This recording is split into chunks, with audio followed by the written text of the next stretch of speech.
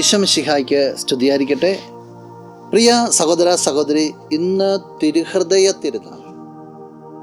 നിനക്ക് തിരുനാളിൻ്റെ എല്ലാവിധ മംഗളങ്ങളും സ്നേഹപൂർവ്വം നേരുകയാണ്.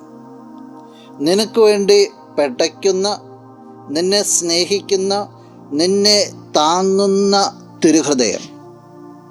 ഏറ്റവും വലിയൊരു സന്തോഷത്തിൻ്റെ ഒരു നിമിഷമാണ് ഈ തിരുഹൃദയത്തെക്കുറിച്ച് ധ്യാനിക്കുക എന്ന് പറഞ്ഞാൽ.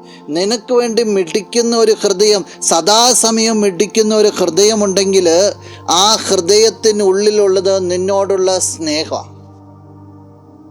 അങ്ങനെ ഒരു ദൈവം ഉണ്ടെന്ന് നീ എപ്പോഴും ഓർക്കണം. ഒരു വചനം നിന്നെ ഓർമ്മപ്പെടുത്താം. വിശുദ്ധ മത്തായി അറിയിച്ച സുവിശേഷം 11-ാം അധ്യായം 28-ഉം 29-ഉം തിരുവചനങ്ങൾ. അധ്വാനിക്കുന്നവരും ഭാരം വഹിക്കുന്നവരുമായ നിങ്ങളെല്ലാവരും എൻ്റെ അടുക്കൽ വരുവിൻ, ഞാൻ നിങ്ങളെ ആശ്വസിപ്പിക്കാം. ഞാൻ ശാന്തശീലനും വിനീത ഹൃദയനുമാകിയാൽ എൻ്റെ നുകം വഹിക്കുകയും എന്നിൽ നിന്ന് പഠിക്കുകയും ചെയ്യുവിൻ, അപ്പോൾ നിങ്ങൾക്ക് ആശ്വാസം ലഭിക്കും. നീ അധ്വാനിക്കുന്ന വ്യക്തിയാണ്, നീ ക്ലേശിക്കുന്ന വ്യക്തിയാണെങ്കിൽ അടുത്തേക്ക് അല്ലാൻ ഈശോ പറയാം.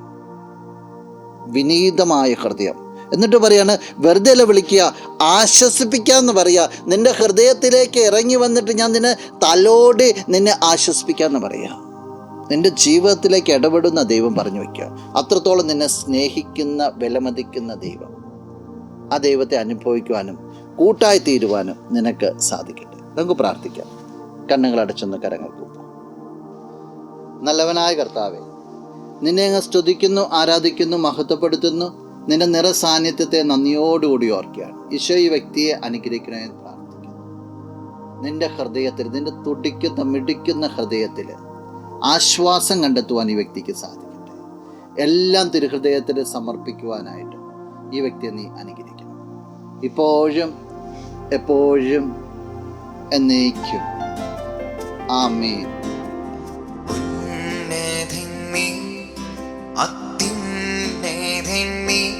അങ്ങേ പോലൊരു ദൈവമില്ല,